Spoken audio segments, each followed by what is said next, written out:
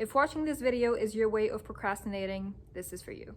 Hello everyone, I hope you're doing well. Welcome back to my channel, or welcome if you're new here. And if you're new here, hi, my name is Aisha, I'm a lawyer, I'm an entrepreneur, and today we're going to be talking about time management. Time management is a skill that you must develop and that you must master in order to do anything in life. Time management is going to be helpful whether you're a student, whether you're entering the workforce or are already in the workforce, or if you're an entrepreneur. This is something that is going to help you for the rest of your life. So today I'm going to share with you 4 tips to help you better manage your time. So tip number 1, you need to understand who you are and how you work.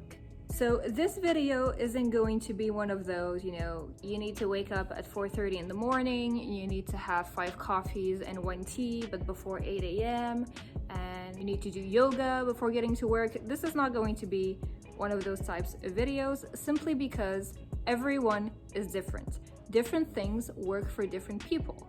And so the key to mastering time management is to find out who you are, how you work, and to start from there.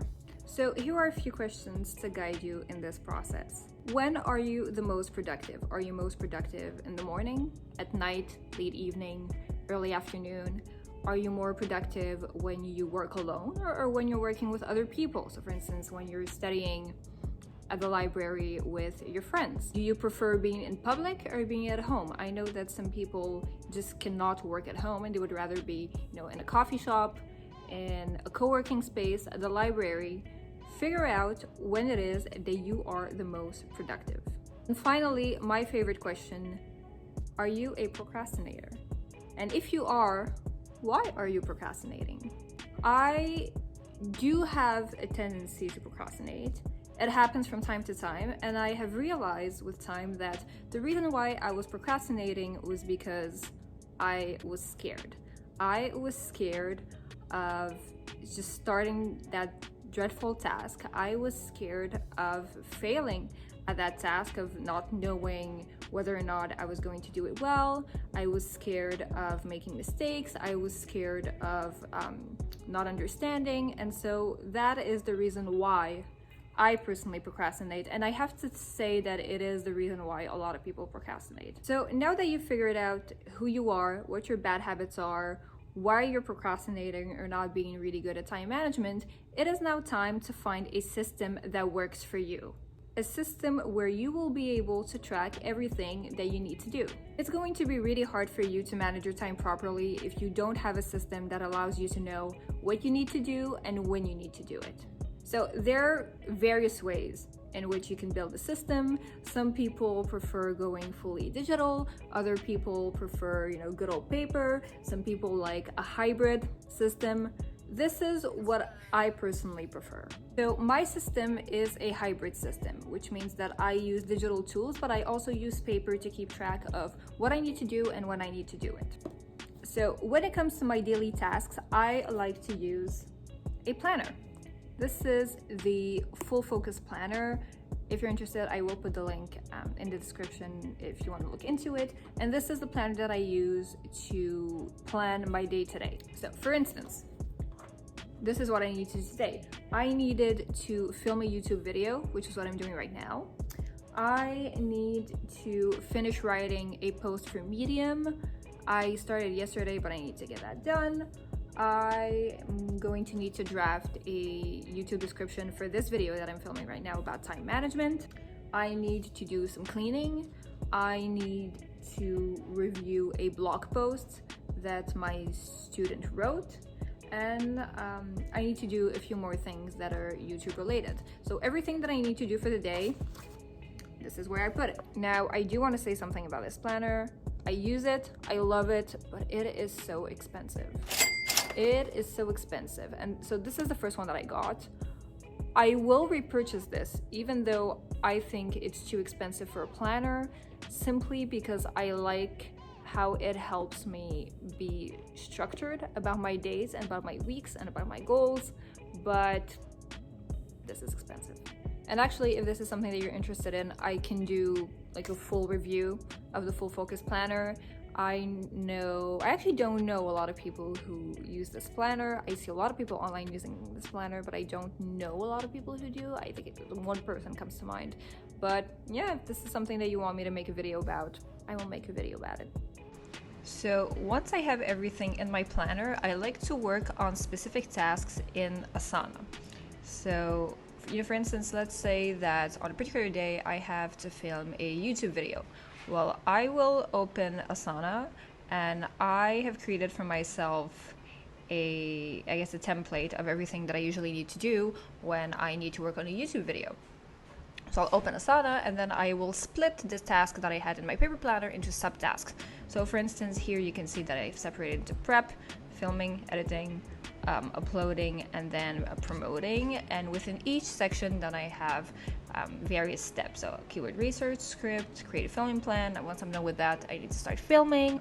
And then I will film main portions, and then I will film B-roll, and then all the steps that I need to follow for editing, and same thing for uploading and promoting. And this is not only something that I use for my YouTube stuff, but it's also what I use for my job as a lawyer. So what I will do is I will create a project for every single one of my clients. So let's say, for instance, that I have a client whose name is Robert. I will open a specific project for Robert. I will attach a date to it, so the date that Robert became my client on, and then within that project, every time that I need to work on a mandate for Robert, I will list every single task that I need to complete in order to deliver that project. So I will use the full focus planner to say, for instance, I need to draft a service agreement for Robert, and then within Asana I will list every single task that I need to do in order to draft Robert's contract. And then everything that doesn't go into my planner and doesn't go into Asana, I put in my calendar.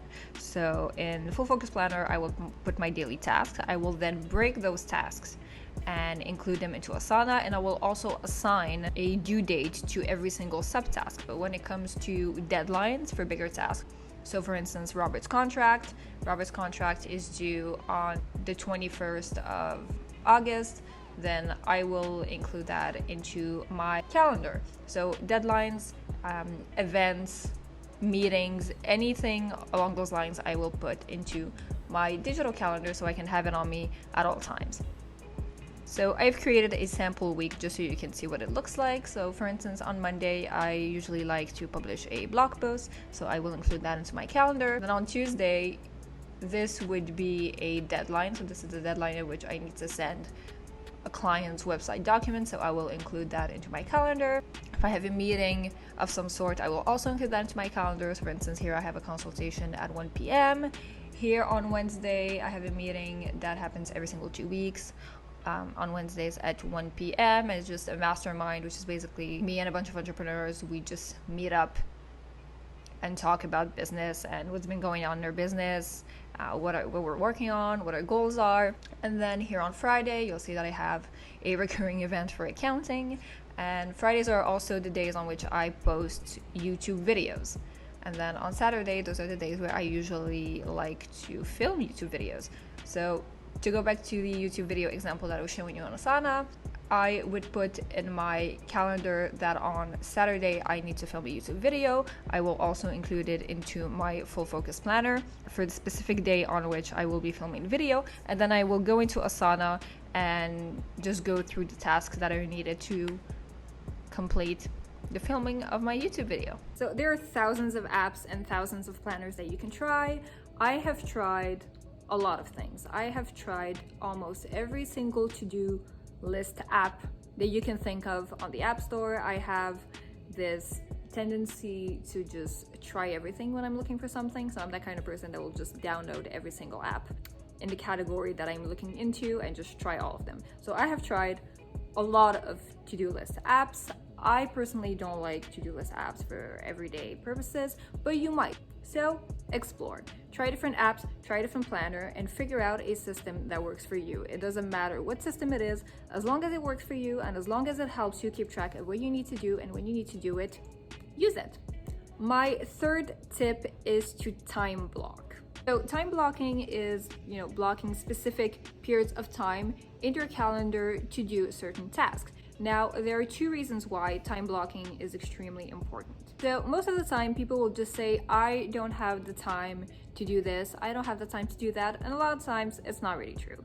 People do not allocate time to do these tasks and therefore never do it. It's kind of like going to the gym. If you don't set time aside to go to the gym, you're probably never going to find the time to actually go. Now, the second reason why I think time blocking is super important is because of Parkinson's law. So Parkinson's law says that work expands to fill the time available for its completion. This means that if you have 1 week to write a paper, you're probably going to take that full week to write that paper. If you have 5 hours to do your exam, you're probably going to take up the full 5 hours to do your exam. You probably could have completed it in 3 hours, but you had 5, and therefore it took you 5 hours. So when it comes to time blocking, this is what I like to do. I like to make a list of every single thing that I need to do during the week. Just everything, whether that be events, deadlines, small tasks, home tasks, going to the gym, just everything. Write it down and figure out every single thing that you need to do.